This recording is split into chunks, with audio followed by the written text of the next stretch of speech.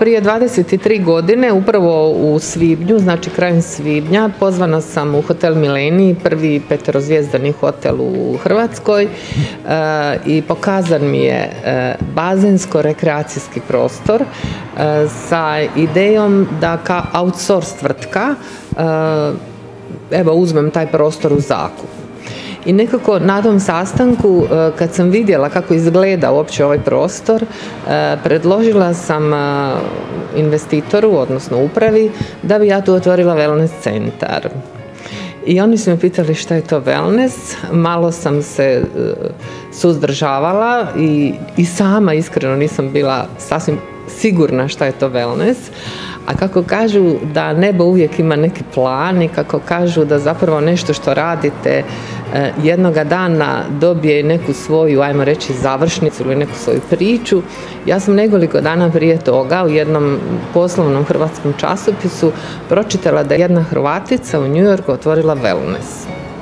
Hvala Bogu i tad Google-u, i išla sam pogledati i onda sam otkrila zapravo da je to moderna inačica zdravstvenog turizma, ali ne samo to.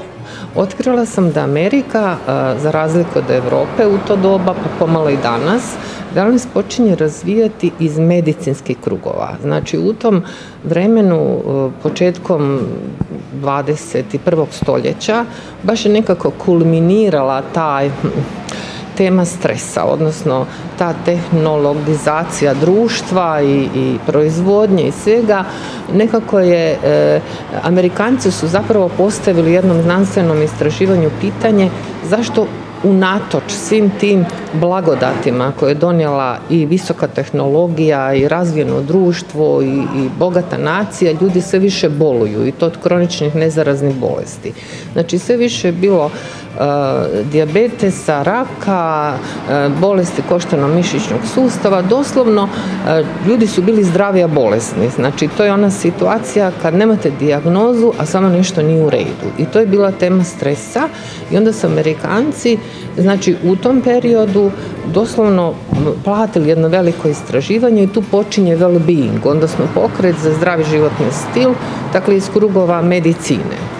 Nalazimo se evo u prekrasnom hotelu Milenij u samom centru Opatije, najljepšem hotelu u Opatiji, ali i šire reći ćemo, i samim možemo reći začetnikom wellness turizma Hrvatske.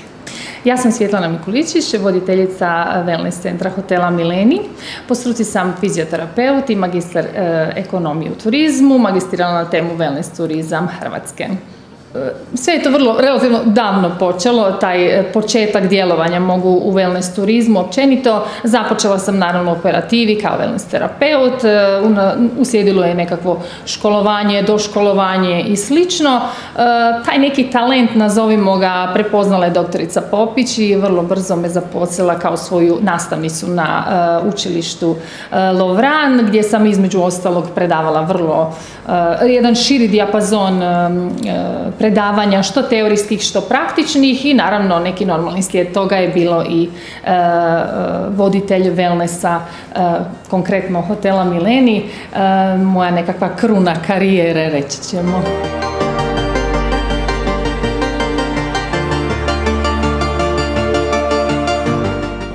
Pa dobrodošli u naš veličanstveni hotel.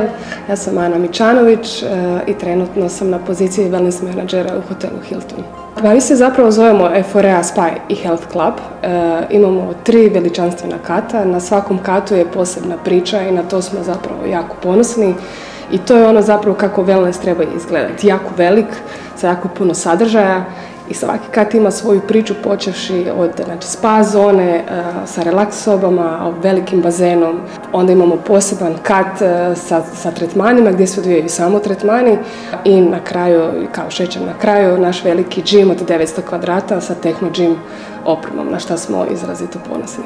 Kako je putovanje počelo? Pa putovanje je počelo, ja to uvijek volim reći, još uz moju majku koja me uvijek žicala da je masiram.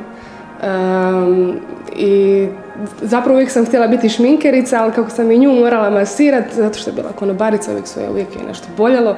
Tako da je moje putovanje, ja volim reći, već počelo tamo. Onda sam se upisala u školu za kozmetičarku, naša obrtnička škola Opatija, znači smjer kozmetičar, i imala sam prilike. Ja moram priznati malo sreće što sam imala praksu odmah na pravom mjestu, a to je kod doktorice Jelice Popić.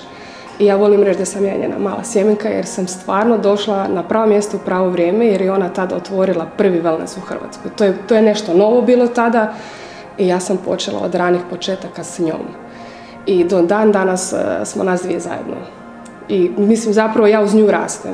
Da nije bilo nje i njene škole i njene podrške, svih njenih suradnika, ne bi rekla, iskreno ne bi rekla da bi bila ovdje. Ona me stavila na pravo mjesto. U principu to je najbitnije kad vas ljudi koji prepoznaju stave na pravo mjesto. Uz nju sam rasla. Nakon što sam završila svoju srednju školu, nastavila sam u jednom drugom hotelu kao terapeut. Dok sam bila terapeut, sam se školovala kod nje za wellness menadžera u Wellness akademiji, naravno, gdje sam i danas, na dio stručnog tima, predajem svoju struku. I to je ono što je meni najdivnije, što sam ja živi primjer nekoga koji je bio učen, znači od učenika do učitelja.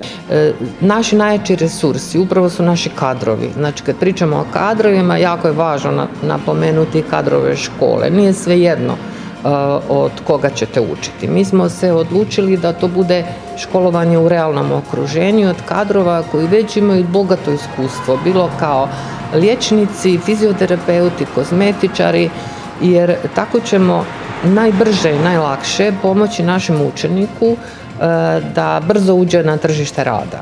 Znači, u istom prostoru škole pružamo i usluge i svaki naš polaznik doslovno je od prvog dana u prilici da se sretne sa svim onim što osim struke je važno za brzo ulazak na tržište rada. Znači, da upozna procese rada, rad na recepciji, ponašanje, odnos prema klijentu, da stoji uz rame, odnosno uz ruku terapeuta koji ga uči kad je on sa klijentom.